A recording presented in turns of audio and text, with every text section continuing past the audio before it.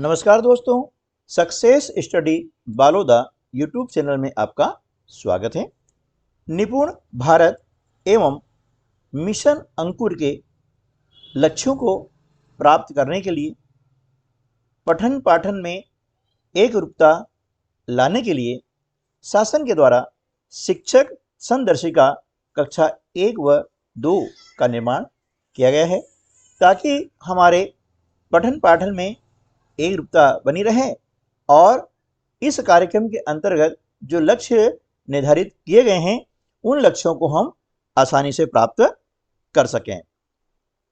Mission अंकुर के अंतर्गत हमारा जो शिक्षण योजना है वह 32 सप्ताह के लिए निर्धारित की गई है, जिसमें प्रत्येक सप्ताह में प्रत्येक दिवस कौन सा कार्य करना है यह निर्धारित किया गया है। तो उसी कार्य को हम कैसे करें ये समझने के लिए इस वीडियो को अंत तक देखते रहिए। यह वीडियो पहले सप्ताह का 5वां दिवस से संबंधित है। चलिए, शिक्षण कार्य प्रारंभ करने के पहले हम देख लें कि क्या हमारे पास में ये सामग्री उपलब्ध है, क्योंकि आज जब हम क्लास में जाएंगे तो हमें कुछ सामग्री की आवश्यकता होगी और कौन सी सामग्री की आवश्यकता होगी इसकी प्लानिंग हमें पहले से होना चाहिए। तो एक बार चेक कर लीजिएगा क्या हमारे पास में ये सामग्री उपलब्ध है। अंकुर वर्कबुक, वर्ण कार्ड, पेंसिल, रंग और हमारी कहानियां। उसके अंतर्गत आज की कहानी रहेगी जगन और बंदर। इनको हम चेक कर लें।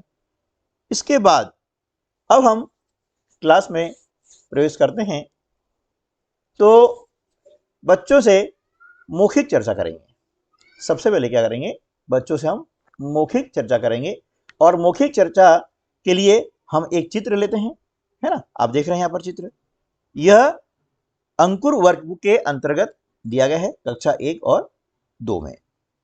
अब इस चित्र को दिखा करके आप बच्चों से कई प्रकार के प्रश्न कर सकते हैं, जैसे इस चित्र में क्या क्या दिखाई दे रहा है ना।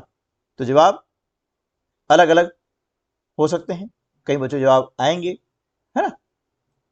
उसके बाद इसमें किन वस्तुओं का कौन सा रंग है, यानी क्या क्या दिखाई दे रहा है, फिर किस किस रंग की वस्तु दिखाई दे रही है, कितनी दिखाई दे रही है ना। सबसे अधिक वस्तुएं किस रंग की हैं। इस प्रकार से हम प्रश्न कर सकते हैं। आप भी इसके अलावा भी आप प्रश्न जो है अपनी क्लास के अनुसार कर सकते हैं, है ना। तो पहले इस चित्र पर हम चर्चा करें ताकि हमारा जो क्लास का वातावरण है वह थोड़ा आनंददायी हो जाता है। उसके पश्चात अब हमारा आज का शिक्षण का लक्ष्य पहला है वह है क्लास 1 में शब्द की ध्वनियों को समझना एवं बोलना, ठीक है ना। तो आज जब हम इस लक्ष्य को प्राप्त करने जा रहे हैं तो पहले हमें शुरुआत इससे करना होगी कि आपको 2 बार जो है जल्दी जल्दी बोल करके बच्चों को सुनाना है। क्या सुनाना है, राजू जाजू जाजू राजू, राजू जाजू जाजू राजू। इस प्रकार से आप बोलें, है ना। क्योंकि हमारा जो शिक्षण है वह 3 स्तर में संपन्न हो रहा है। मैं करूं यानी आई डू, हम करें यानी बच्चे के साथ में वी डू, और उसके बाद में बच्चों से हम कराएं यू डू, ठीक है ना। ये 3 चरण हमारे हैं और 3 चरण में हमें शिक्षण कार्य संपन्न करवाना है। ये पहला चरण, ठीक है, कि 2 बार आप जल्दी जल्दी बोलें और बच्चों को सुनाएं। उसके पश्चात बच्चों के साथ साथ आपको बोलना है ना। यही कौन सा, राजू जाजू जाजू राजू, बच्चों के साथ अब बोलना है। ये क्या हो गया, वी डू, है ना। उसके बाद में अब कुछ बच्चों को जो है बोल कर बताने कहेंगे। अलग अलग किसी बच्चे को हम बोल सकते हैं कि आप ये बोले, है ना, राजू जाजू जाजू राजू। आप इस प्रकार से बुलवाते हैं तो कुछ बच्चे तो आसानी से बोल लेते हैं, लेकिन कुछ बच्चे अटक जाते हैं, है ना। अब अटक जाते हैं तो बाकी बच्चे हंसने लग जाते हैं है ना। इससे क्या होगा कि ये क्लास का जो वातावरण है वह खुशनुमा हो जाता है, बच्चों को बड़ा आनंद आता है ना, उनको मजे आते हैं। तो ये एक्टिविटी सबसे पहले कराएं और क्लास में जो है आनंददायी वातावरण का निर्माण कर लें। अब इसके बाद में हम क्या करते हैं, कक्षा 2 के बच्चों की ओर मुखातिब होते हैं, है ना। और आज का हमारा जो लक्ष्य क्या है, न वर्ण है, इसकी ध्वनि को समझना और बोलना, ये हमारा कार्य है। और इसे संपन्न करने के लिए हम करवाते हैं एक एक्टिविटी, ठीक है ना। पहले हम बच्चों को बता दें कि जिस शब्द की पहली आवाज यानी पहली ध्वनि न से शुरू होगी उसमें हाथ ऊपर करना है, और न के अलावा यदि अन्य कोई ध्वनि आती है, आवाज आती है ना, शब्द के पहले वर्ण की, तो हाथ सामने करना है। इस प्रकार से हम निर्देश उनको पहले दे दें।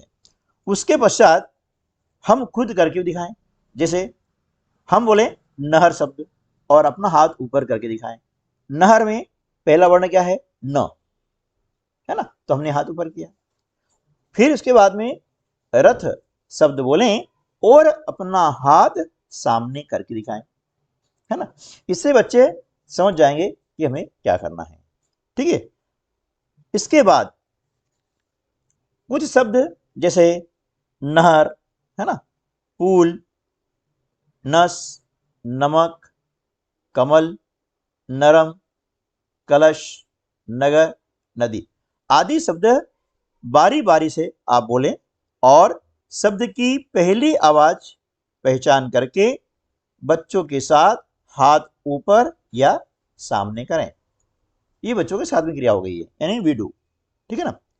जब ये इतने सारे शब्द बच्चे कर लेते हैं, है ना, तो उन्हें ध्वनि को समझने में और बोलने में आसानी हो जाती है, ठीक है। अब बच्चे ध्वनि को कितना समझे, कितना बोलें, इसके लिए अब हम करवाते हैं यूट्यूब, यानी बच्चों से करवाएंगे। तो क्या करेंगे कि हम शब्द बोलेंगे नहर, पुल, नस, नमक, कमल, नरम, कलश, नगर, नदी आदि शब्द बोले और बच्चों को पहली आवाज पहचान कर हाथ ऊपर या सामने करने के लिए कहें, है ना, कि भैया यदि किसी शब्द की पहली आवाज यानी पहले वर्ण की आवाज ना आ रही है तो हाथ ऊपर करना है, और न के अलावा अन्य आवाज आती है, अन्य ध्वनि आती है तो हाथ सामने करना है। ये हम एक्टिविटी करवाते हैं तो बच्चे बहुत ही आनंदित और खुश हो जाते हैं, बच्चों को बड़ा आनंद आता है ना। अब इसके बाद में क्या करेंगे कि कक्षा 2 के बच्चों के पास में अंकुर वर्कबुक है। अब उसकी वर्कशीट नंबर 5 में न ध्वनि वाला जो चित्र है वो पहचानने को कहें और उस पर घेरा लगाने को कहें। इस प्रकार से चित्र दिए गए हैं, है ना, कि न ध्वनि वाला चित्र पहचाने और उस पर घेरा लगाए। पहले हम बात करें कि चित्र में क्या है, ये नाक। अब नाक का जो पहला वर्ण क्या है, न, तो क्या होगा, वह इस पर जो है गोला ऐसा लगाएगा, घेरा लगाएगा। फिर ये क्या है, पतंग, इसका पहला वर्ण न नहीं है, न ध्वनि नहीं है, इसलिए गोला नहीं लगाना है, घेरा नहीं लगाना है। किताब, इसका पहला वर्ण क्या है, क है ना, इस पे भी घेरा नहीं लगाना है। फिर क्या गया, नल, नल का जो पहला वर्ण है उसकी ध्वनि न है, इसलिए इस पर घेरा लगाना है। इस प्रकार से बच्चों को हम क्या है बताएंगे, समझाएंगे, तो बच्चे आसानी से समझ जाएंगे, उनको पता हो जाएगा कि किस चित्र में पहला वर्ण कौन सा आ रहा है और उसकी ध्वनि क्या है, ठीक है। चलिए अब न वर्ण की पहचान कैसे करें उसके बारे में बात करेंगे।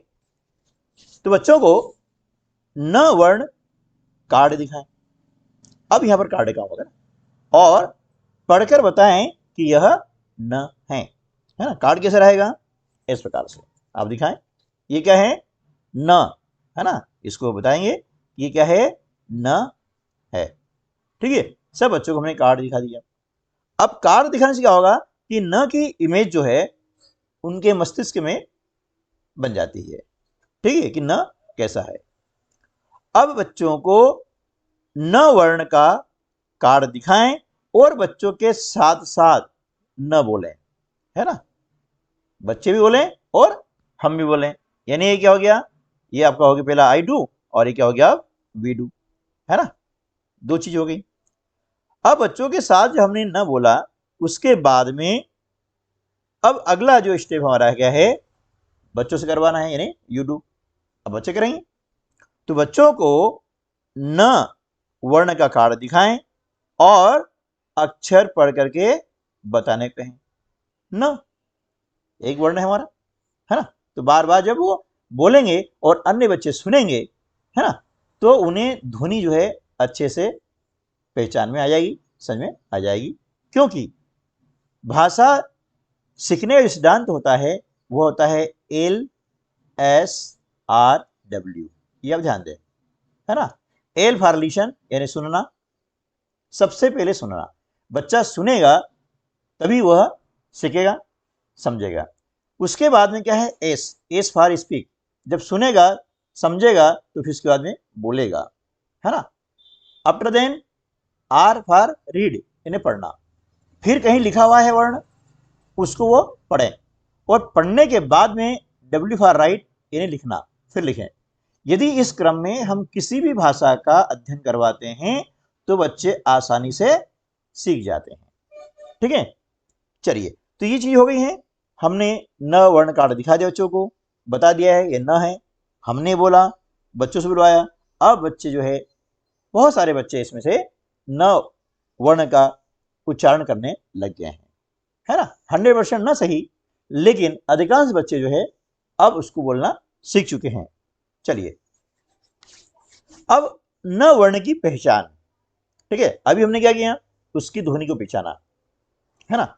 अब उसके बाद में हमने वर्ण कार्ड दिखाया, बच्चे ने न कैसा होता है इसकी इमेज अपने दिमाग में बना ली है।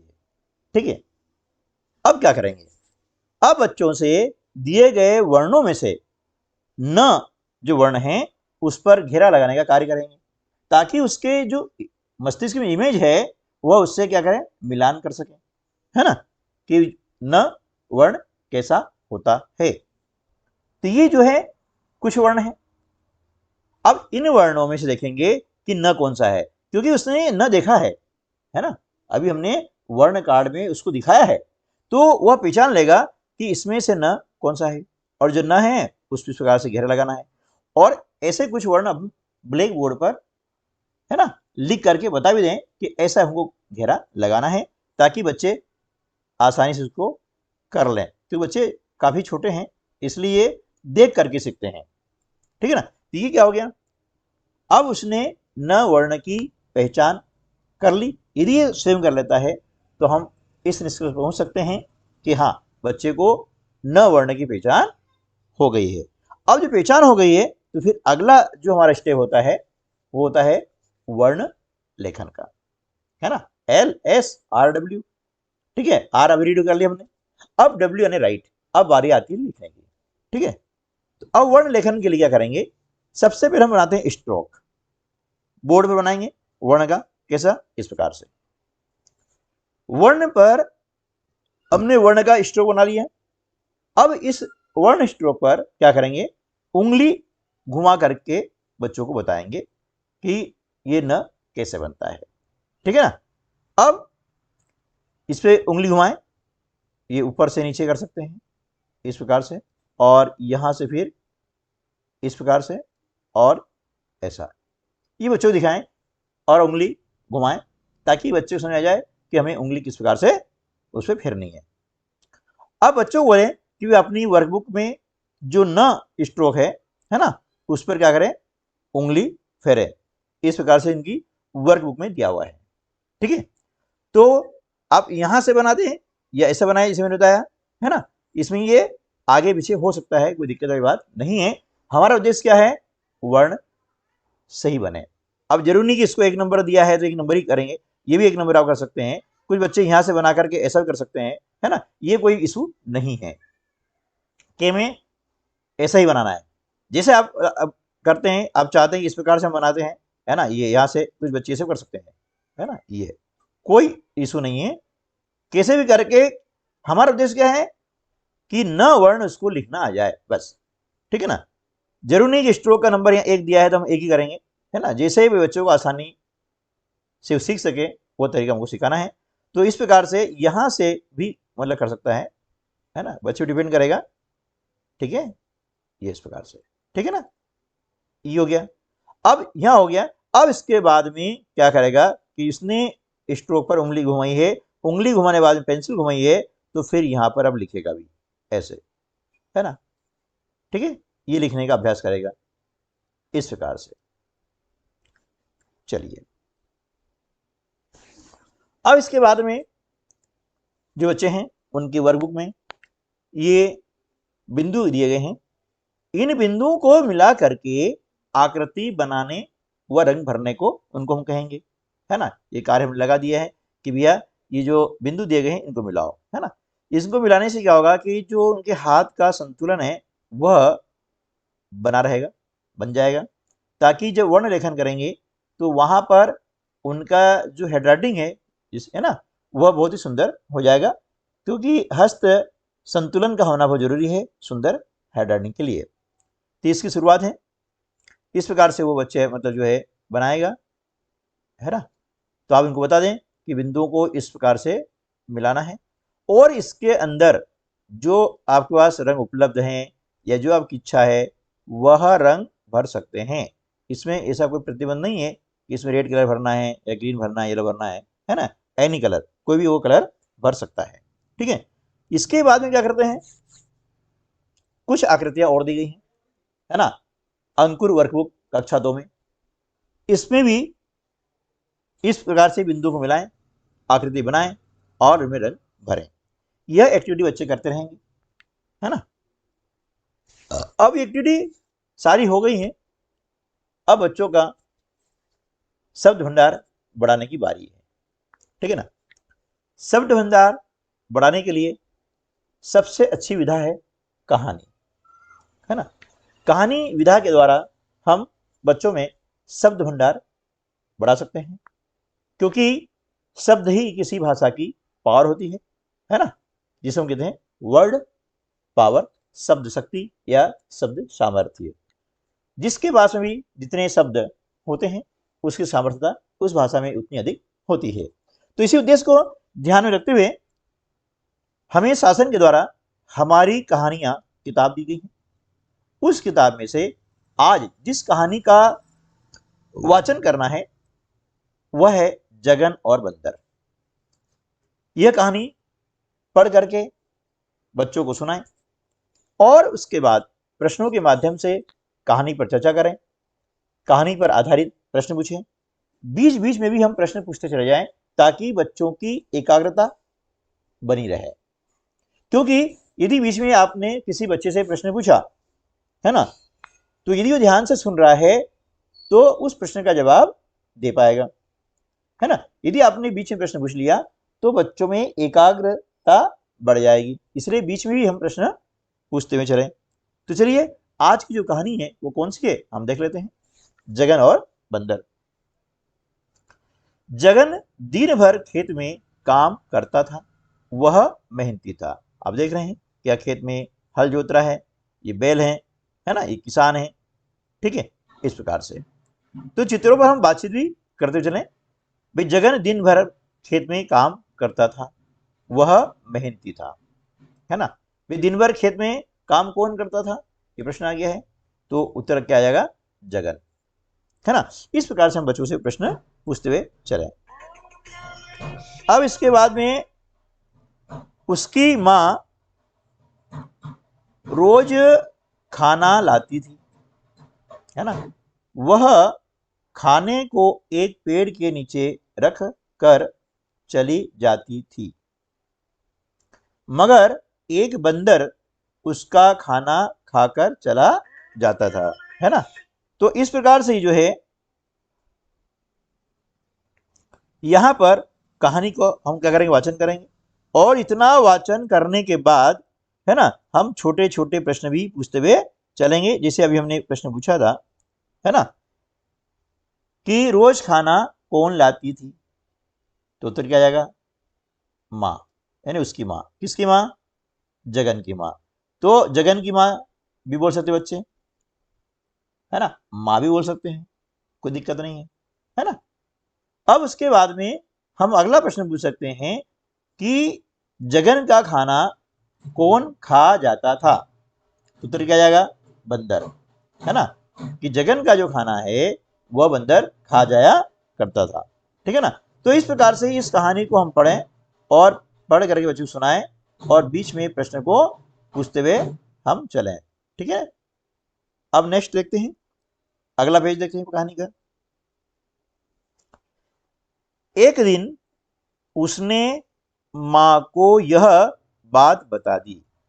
किसने, है ना, तो उत्तर आएगा जगन ने, ताकि उसको समझ में आएगा कि ये उसने का मतलब किससे संबंध है, जगन से है, इस प्रकार से। अब माँ ने उससे, है ना, माँ ने अगले दिन खाने में मिर्ची मिला दी, है ना, माँ ने अगले दिन खाने में क्या मिला दी, मिर्ची मिला दी, तो यह मिर्ची उसका उत्तर हो जाएगा, ठीक है ना। अब इसके बाद में अगला जो पेज है हम वो देख लेते हैं। अब इसमें देख रहे हैं कि बंदर ऊपर बैठा हुआ है और जगन खाना खा रहा है।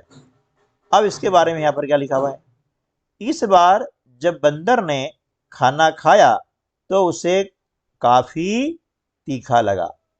मिर्ची कैसी होती है, मिर्ची स्वाद, आप पूछ सकते हैं मिर्ची का स्वाद कैसा होता है, तो तीखा, इसका संबंध हो जाएगा, है ना। अब बच्चों को पता लग जाएगा कि मिर्ची का स्वाद तीखा होता है। वह झट से भाग गया। कौन भाग गया, बंदर।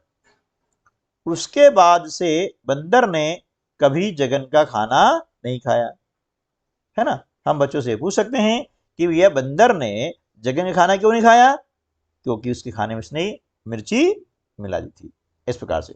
तो इसमें क्या होगा कि बच्चों को सोचने का, समझने का जो है अवसर मिलेगा, है ना, और वो अपनी समझ के अनुसार उसका उत्तर देंगे।